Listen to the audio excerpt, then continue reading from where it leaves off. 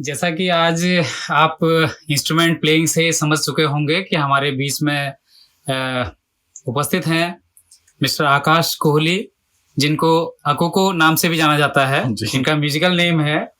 और आज हम उनसे कुछ बातचीत करने के लिए यहाँ पे उपस्थित हुए हैं।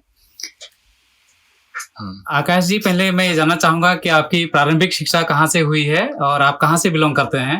ओके, पहले तो मेरे को यहाँ बुलाने के लिए बहुत बहुत धन्यवाद आपका। धन्यवाद। मेरी एजुकेशन, मैं नैनीताल का रहने वाला हूँ, उत्तराखंड। और मेरी एजुकेशन वहाँ पे सेंट जोसेफ्स कॉलेज नैनीताल से हुई थी। 1999 से शुरू कर दिया था। और वहाँ से फिर मैंने अपनी इंजीनियरिंग कंप्लीट करी यहीं उत्तराखंड से ही, Pantnagar university, mechanical engineering. On the side में हमेशा से म्यूजिक में अपनी प्रैक्टिस मैंने मेंटेन करी थी। 2008-2009 से इंस्ट्रूमेंटल प्रैक्टिस, और 2005 से अच्छे डिफरेंट जॉनर्स सुनना, म्यूजिक एक्सप्लोर करना। फाइनली अभी मैं KM म्यूजिक कंजर्वेटरी से मैंने अभी अपना पास आउट हुआ अभी of recently. Western classical composition and western classical performance. Okay. जैसा कि आप खुद ही बता रहे हैं कि आपने पहले तो पंतनगर यूनिवर्सिटी से मैकेनिकल से इंजीनियरिंग करी, और लेकिन अचानक एक रुझान जो है आपने टर्न किया अपने आप को कि आप म्यूजिक के क्षेत्र में जाएंगे, तो ऐसा विचार कब आया आपके मन में? एक्चुअली ऐसा कोई टर्न नहीं था। मैं हमेशा से पंतनगर में भी जब मैं था, मैं वहाँ पे बैंड कॉम्पिटिशन से पार्टिसिपेट करते रहता था, गाने में लिखते रहता था ऑन द साइड। ओके। उस समय मतलब आज से कुछ तकरीबन 5-6-7 साल पहले भी, और उससे पहले भी, और आज की डेट में भी कई लोगों के अंदर एक सिक्योरिटी नहीं रहती है म्यूजिक को लेकर। एक्चुअली लोग चाहते हैं कि अगर दाल नहीं गली तो या फिर अगर नहीं हो, स्पेशली अगर आप क्लासिकल से हटके अगर आप कुछ कर रहे हैं, तो वही मेरे पेरेंट्स ने बड़ी लॉजिकल चीज बोली मुझसे कि एटलीस्ट एक डिग्री ले ले हाथ में, कि अगर कल को कुछ नहीं हुआ तो you will have something to fall back to.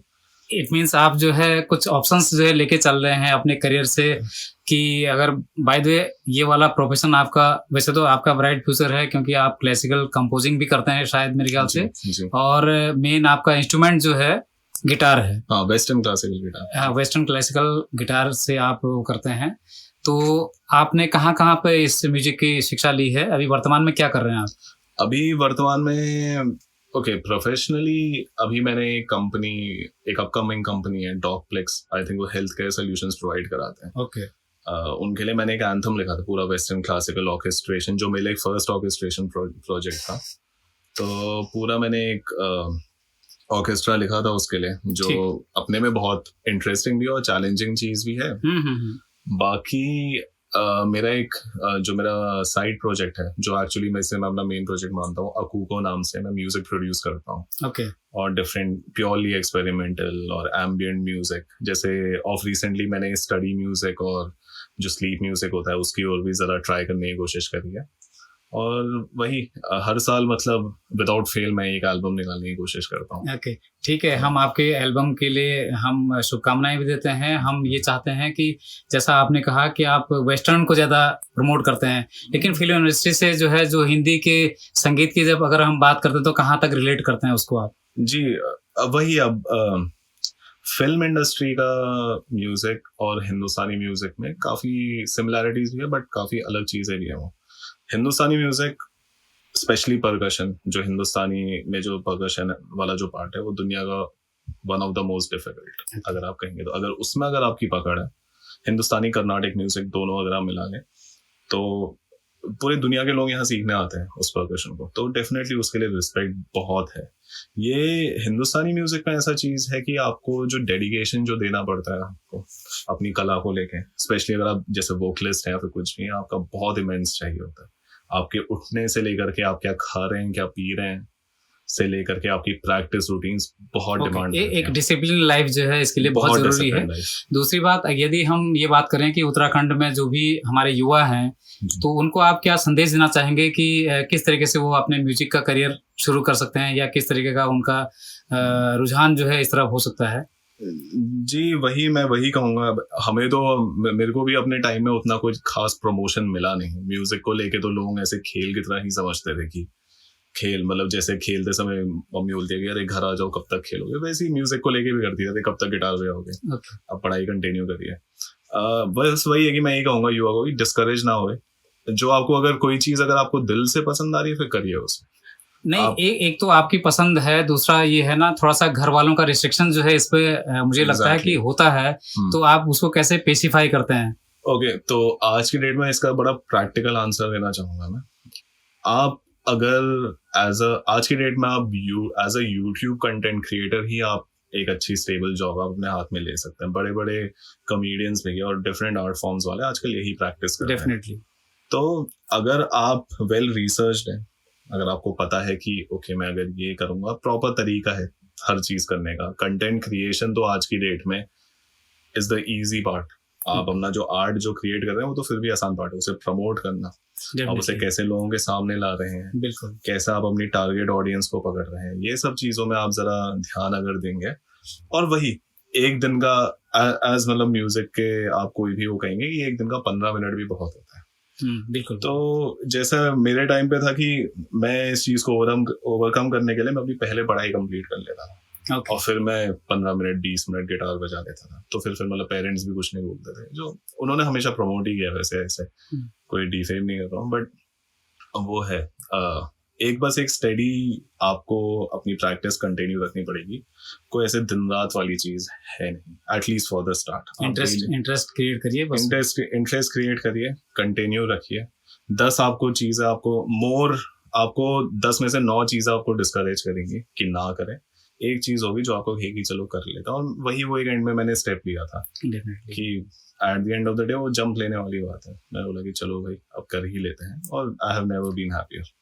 इतनी शानदार बातें संगीत के बारे में अकुको जी से हुई है।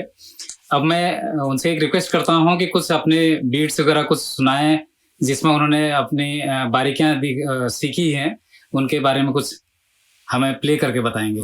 बारीकियां तो क्या, बट मैं एक बड़ी इंटरेस्टिंग कॉन्सेप्ट में आपके साथ में ऐसे शेयर करना चाहता हूँ आपसे म्यूजिक को लेके। ये वेस्टर्न क्लासिकल म्यूजिक का पार्ट है।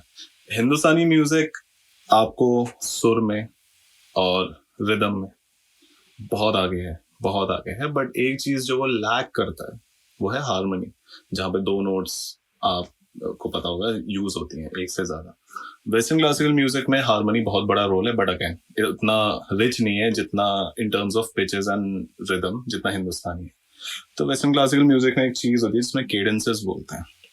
एक केडेंस बेसिकली 2 चीजें जब साथ में जब प्ले होती हैं उसके बीच की चीज को केडेंस कहते हैं। For example different type of cadence होते हैं, ये आपको एक फील दर्शाते हैं। जैसे कि सबसे पहले टाइप का केडेंस होता है एक परफेक्ट केडेंस, PAC बोलता है, परफेक्ट ऑथेंटिक केडेंस। तो ये वही फील देती है जैसे जब आप घर आते हो, ठीक है। तो जैसे ये एक परफेक्ट ऑथेंटिक केडेंस है।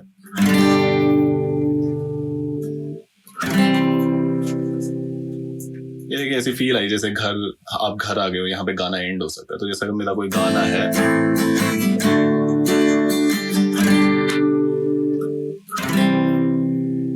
एकदम हम इसे एंड कर सकते हैं यहाँ पे, तो होमली फील देती है। इसी का एक ठीक इसका ऑपोजिट होता है जिसे हम हाफ केडेंस बोलते हैं। वो होता है अगर आपको कोई बात कहनी है, तो अगर मैं आपसे एक ऐसी चीज बोलूं कि अरे वहां पे एक चीज हुई, और फिर मैं रुक गया, आपको अगर एक बात तो कंप्लीट करो, तो उस टाइप की फील देती है। तो इसका ठीक ऑपोजिट है कि अगर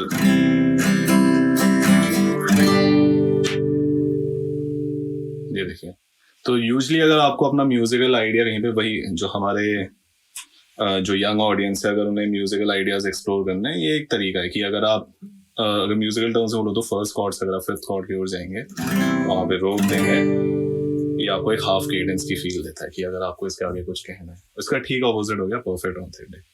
फिर एक केडेंस होता है जिसे बोलते हैं डिसेप्टिव केडेंस। वो आपको घर आने की फील देगा, लेकिन आपको लगेगा कि यार घर तो आ गए, लेकिन वो बात नहीं है। तो वो कुछ इस टाइप का है, या जैसे मान लीजिए कोई गाना चल रहा है,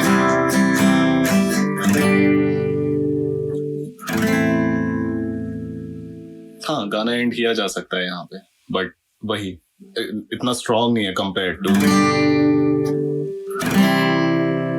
ये देखिए इतना स्ट्रॉन्ग है ये, और at the same time deceptive हो गया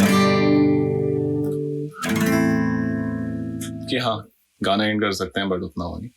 एक और चीज मैं शेयर करना चाहूंगा, इस चीज को बोलते हैं प्लेगल केडेंस। जैसे आपको अगर मैं सिंपल टर्म से बोलूँ तो जैसे एक प्रेयर के एंड में हम आमीन बोलते हैं, वो प्रेयर का एंड नहीं है बट वो एक प्रेयर को एक क्लोजर दे देता है, राइट? प्रेयर के एंड में हम आमीन बोल देते हैं। ये प्लेगल केडेंस उसी तरह एक आमीन की तरह ऐड करता है, जो बेसिकली ये हुआ वो। बट अगर आप इसे कॉम्पोजिशन में यूज करेंगे ये एक बहुत अच्छा क्लोजर देगा आपको। फॉर एग्जाम्पल आपका एक गाना चल रहा है और आपने अपना गाना एंड किया और उसके बाद